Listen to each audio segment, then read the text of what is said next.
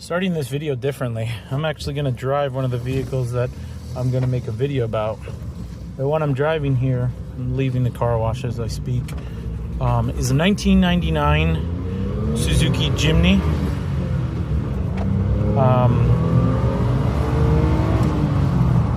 This is a peppy little car, that's for sure. This one happens to be turbocharged, so it's 660 cc's with a lot of guts and a lot of glory and decent amount of space. So one of the things that when I first started buying cars from Japan that I've really quickly learned was Japanese people are very small. Me being 6 feet tall and 275 pounds really is kind of pushing the limits of what a K car actually can fit, you know? I have my wife's daily driver is a 98 Toyota Land Cruiser Prado, and even then time fitting in there because of how much room there is not in there, if that makes sense, meaning the seat only goes so far back and whatnot. But yeah, this Jimny is pretty cool. To be really quite frank with you, this was a white corner. If you don't know what a white corner is, you'll learn a thing or two from me from the Japan auctions when I go and whatnot. But what a white corner means is somebody takes this to the auction, drops it off, and says, I don't want to put it through like the regular auction where they give it a grade or anything like that. So it could mean that it's just terrible, or it could mean there's nothing wrong and they just don't want to pay for it to be inspected and whatnot, and that's it. This one happened to be dropped off. We were literally about to leave the auction. It was such a hot day. I think it was the first or second day that we went to the auction. It was at USS Tokyo, and it was just sitting there, and I was like, what the heck is this? I was like, why is this Jimny there? And when I show you the rest of the vehicle, you'll kind of be able to tell as to why somebody probably left it there. Another thing is, you can see the steering wheel. See how it pulls back to the left? I think it might need either an inner or outer tie rod, so I have to look into that because it's too loose. This is way too loose for steering. Your steering should be pretty tight like that. But needless to say, I'm gonna drive it a little bit more. I'm gonna take it to the location and make the video, and then I'll catch up with you then. But I should show you just regular town driving too. This is, we're right around 70 to 75 kilometers per hour. I'll put that, how fast it is in the miles per hour in the video. And it handles great. It does great. These newer 99 models, I feel have a little bit more guts, and reason being is probably because they're fuel injected, even though I think the old ones were fuel injected too because they were turbo, but they just have a little bit more pep to them. This is the dual overhead cam engine, if I'm not mistaken, so it's chain driven instead of the belt driven one that they offered at some point, like in the Cappuccinos and the Alto Works. But it's great. I need to get a shifter for it, or a shifter handle. This is really annoying that it keeps pulling to the left, but I need to get one because it's really annoying shifting with that bare metal skinny rod there. But yeah, you can see once I take off from the light here, you'll be able to get a better idea as to how it drives.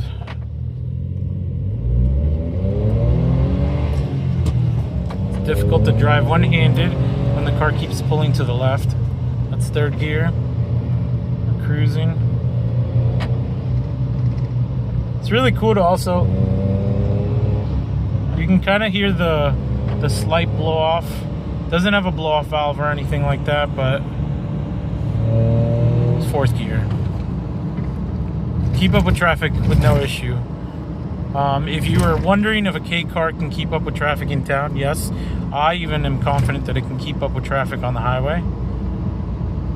Maybe I'll put a highway driving video on this video as well. But overall, great. This is really annoying. I got to figure out the steering issue. Welcome to my super secret, top secret location. Just kidding, it's not. It's my local park just nearby where I live. It might be a little windy because, as you can tell, the wind's blowing today. It's kind of cold.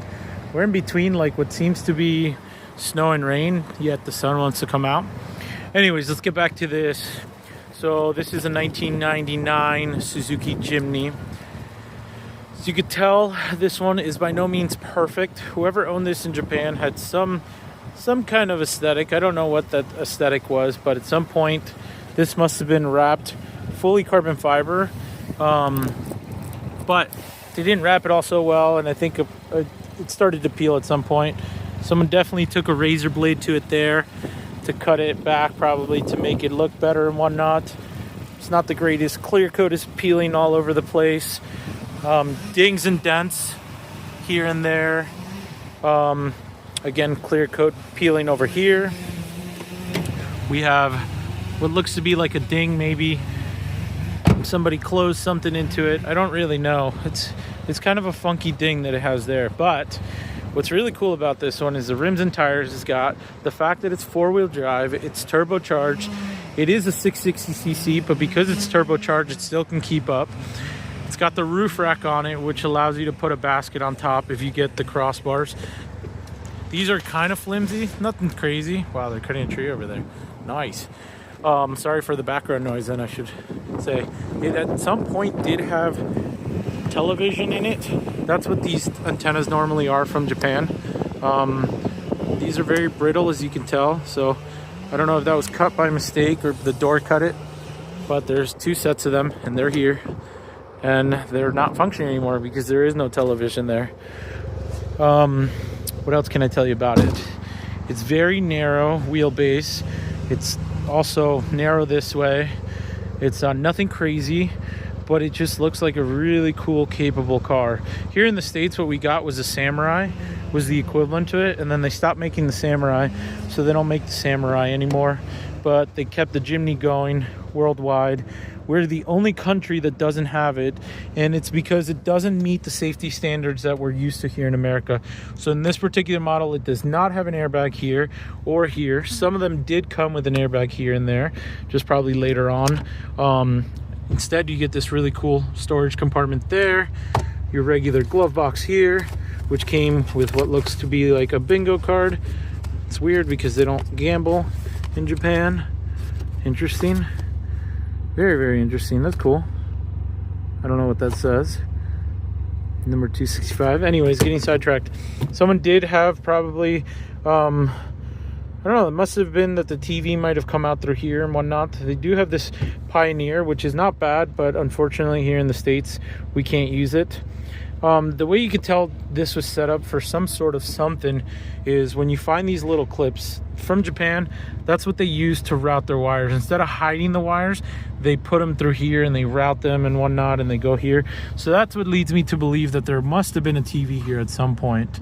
And having a TV in Japan is actually very, very common. The newer cars, they come with televisions inside of it. Like you can get a radio system that you can watch TV as you're driving, which is nuts to me, because here in America that would be like frowned upon and it would be illegal. Let's see, I came in here to tell you more. I got sidetracked about the outside. Want to show you all the dings and dents. Same thing, the roof, clear coat peeling, fading, whatnot. What I really liked about it, another ding here, what I really liked about this one was, despite the fact that cosmetically it looked like this, I was able to turn it on and it ran, which was, in my opinion, worth $1 million, to be honest with you. Again, some clear coat fading here and peeling, scratches. But yeah, so let's pop the hood. And these Jimnys, you know, in America we're used to popping the hood right here. Japan, they usually have them here. In Jimnys and in most Suzukis, you'll find it here. Well, not most, but I should say in rare Suzukis like this one or the Cappuccino, it'll be on the passenger side inside the glove box. Let's pop the hood. Let me show you what we got under here without shutting the hood on my head.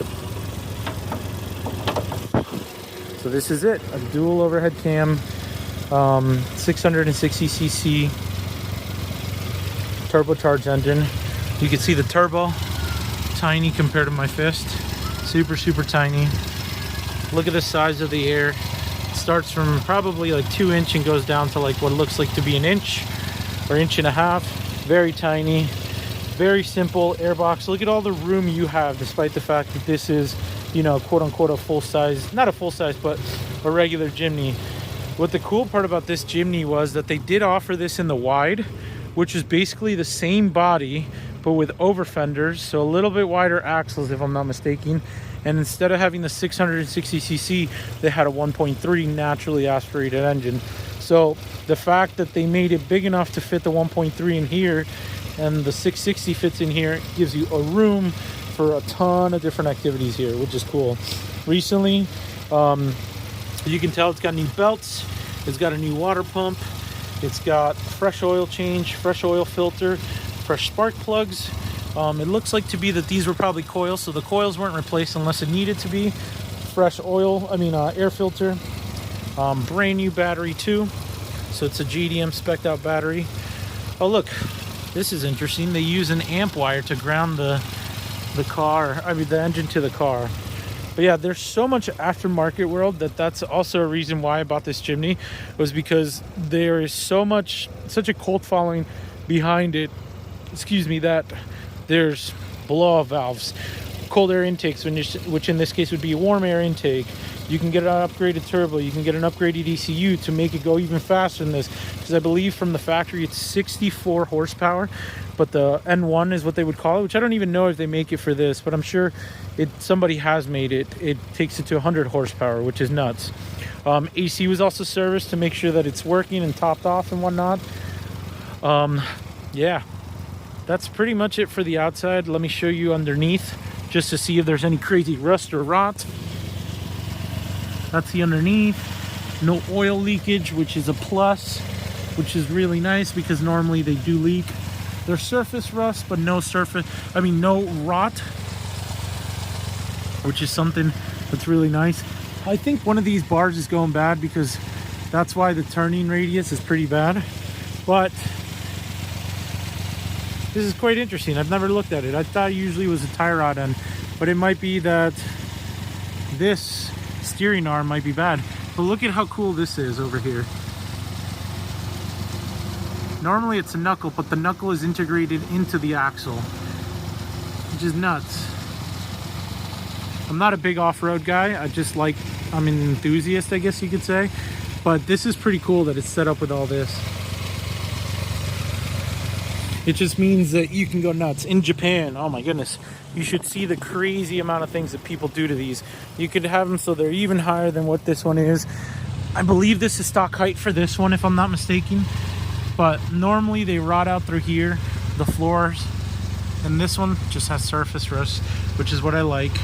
Very simple, very clean. Tires still got good life on it. There's no chop on it, which usually means that, you know, if there had chop, that usually means that there's something wrong with it, but it does not have any chop. Steering linkage that goes across. Let's look at the back. It does have an aftermarket exhaust, which is really cool. It sounds very throaty, as you can hear it. I don't have another Jimny to show you the difference, but you see the aftermarket exhaust. Normally, it's a bigger exhaust that goes all the way and it loops. And this is just a simple muffler with a nice tip on it. Again, no crazy rot, just surface rust where you would normally see it on a vehicle that got driven every day. Let's show you the other side. Under here is very common for them to rot, at least on the older Jimnys.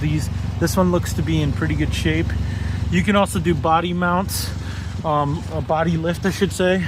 So they sell bigger pucks that you can lift the body off the frame.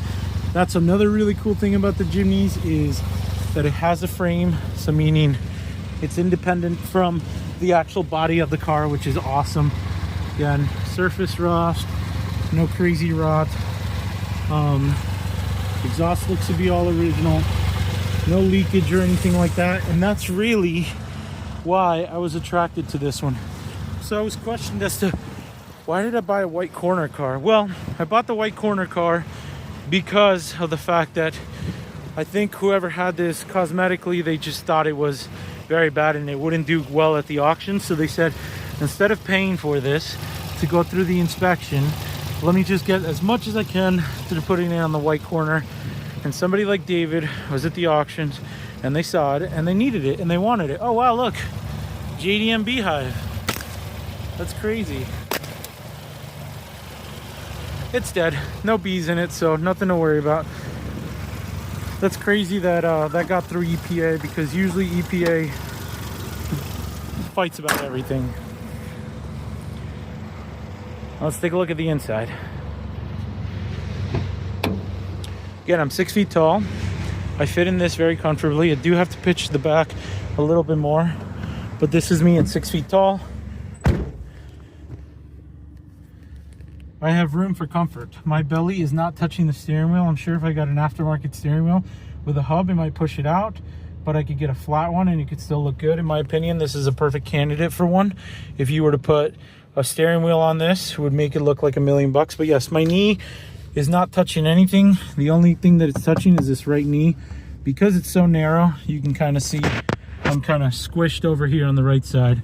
I gotta move the car because it seems like they're working on trees over here. So let's move it out of the way.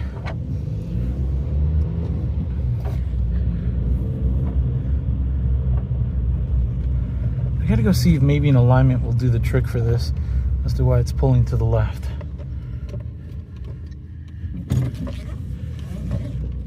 It does come with an ETC reader, which is pretty cool.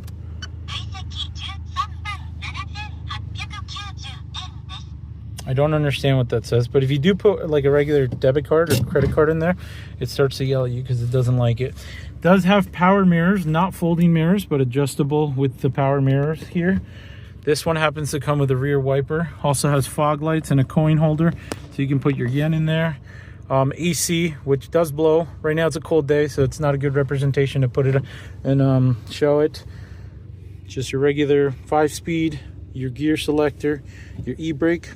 Has 2 cup holders here, which is kind of annoying because you don't really want to be reaching back out there. It didn't really catch on until later on that you needed more cup holders.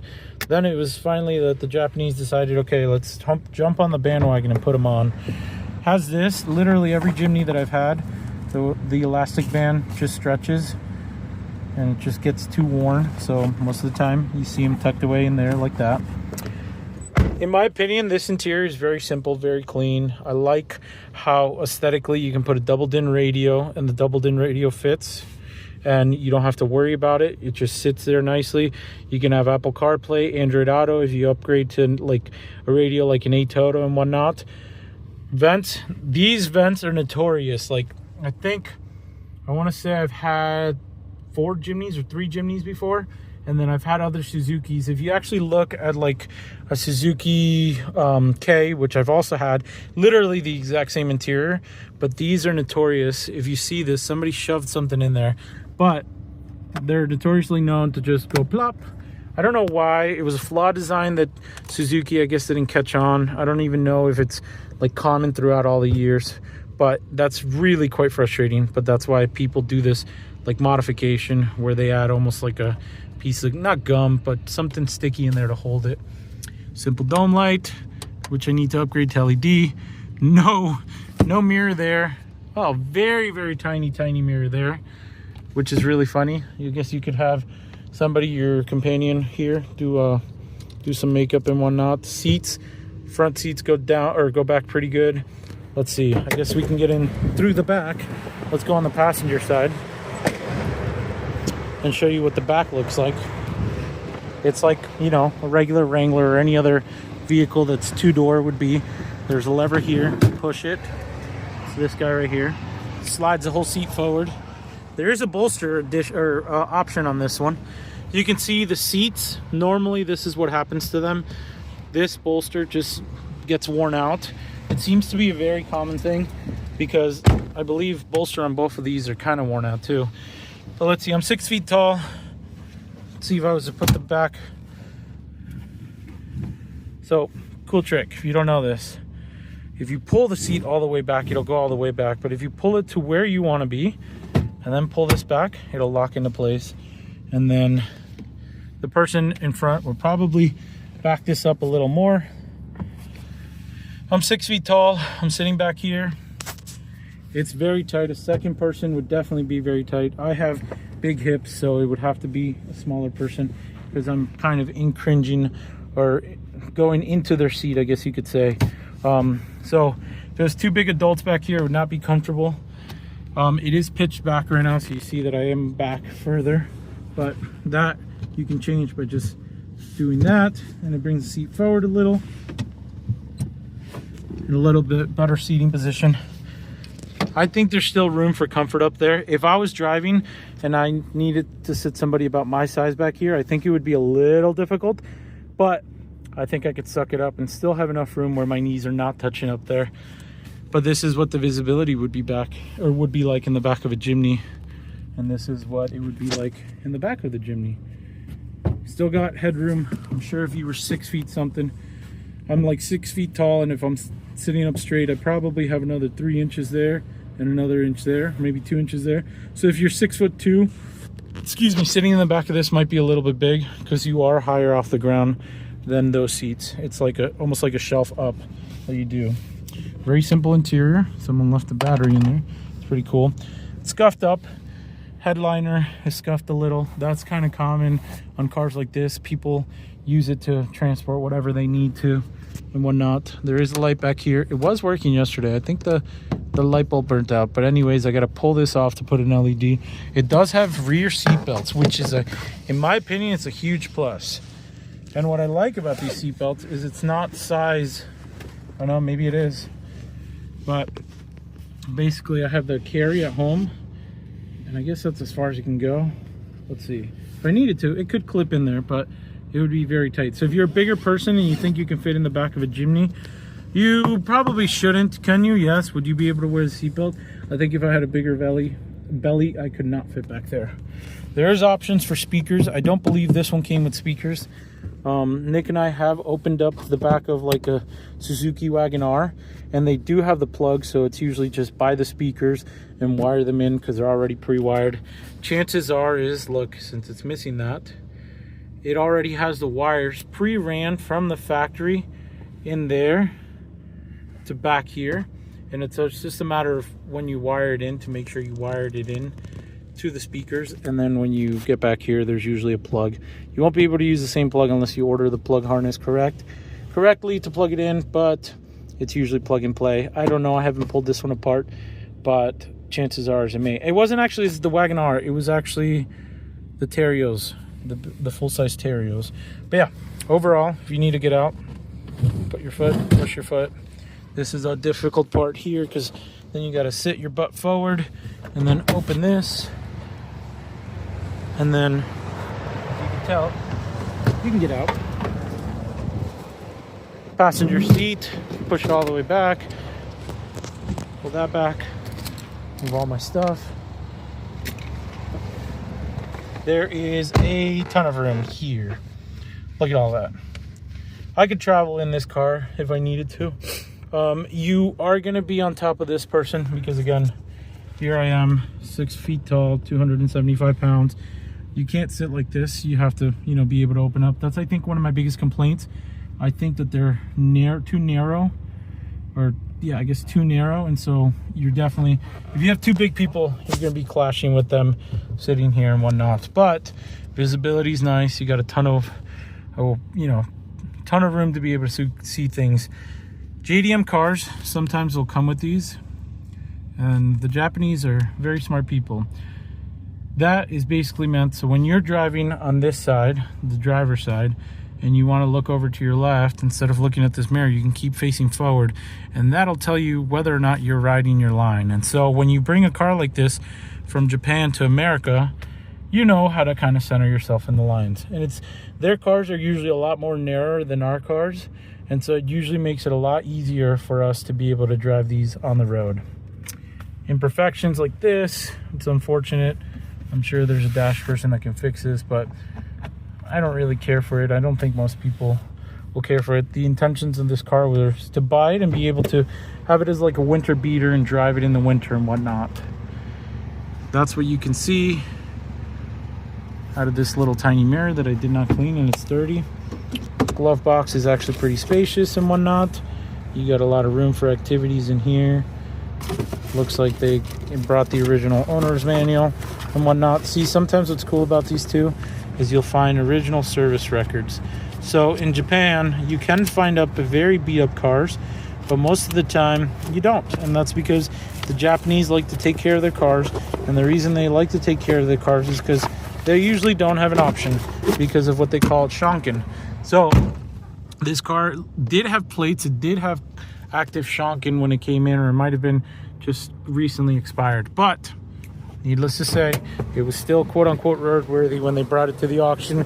Yet another reason why I decided to buy it, because again, if you wanted to do a Mako paint job, if you wanted to do a bed liner paint job, if you wanted to just clean up the paint, wrap it, throw a roof rack on it, maybe throw some beefier tires, beefier rims that poke out a little bit more, you would have the perfect winter beater in this case. But in my opinion, it's not a beater. I think it's still very presentable. I think if I wrap that hood black again, wrap the roof black, and then just maybe put some decals in places. Obviously this is a, you know, a downer, but it's not the end of the world. Chances are is whoever owned this probably beat on this. Not beat on it, but probably put it through some harsh weather and whatnot. This is the back. If you open up the back, you can get to this, and this is where your jack would be, which I have to fix because it should be like this. Oh look, looks like 10 yen over there. That's cool. Then I haven't figured out what these are for, because both of these sides have them. So I wonder if that was for some sort of accessory that I don't know about. What I have seen, and I saw it in an auction last night, was they do sell a strut bar that goes from here to here and it goes up around. And I'm assuming it's to tighten up the rear suspension a little more than what it is. This gas strut, usually when you open it, it's supposed to assist with opening, but it more assists like closing. If you have a good strut, it'll work really well. Some people will take this and put a third brake light over here, which is really cool. The sky's the limits with these. You have your reverse lights there, your tail lights. This one comes with a little wing. Oh, there's, you know what? You don't need a third brake light because it's right there. But overall, Jimnys, in my opinion, are really cool. I think I'm torn between this one and the previous model, the JB23. This is a JA23. I'm sorry, JB22. This is a JA23. But overall, I think it's a rad car. If you're interested in this one, I'm running a giveaway that, if you're watching this video, has already started. It's just a cool waffle that you can enter. You can go on my website at mendyimports.com, enter for a chance to win. If this one does not get chosen by the winner, the first prize winner, then it will be for sale once the giveaway is over. So stay tuned for that. If you want a chance to win this, go ahead and enter. Otherwise, give a like, drop a follow, subscribe, share it. I'm just trying to share all these really cool cars that I'm bringing into the US slowly. Anyways, cutting a tree over there. Until the next one.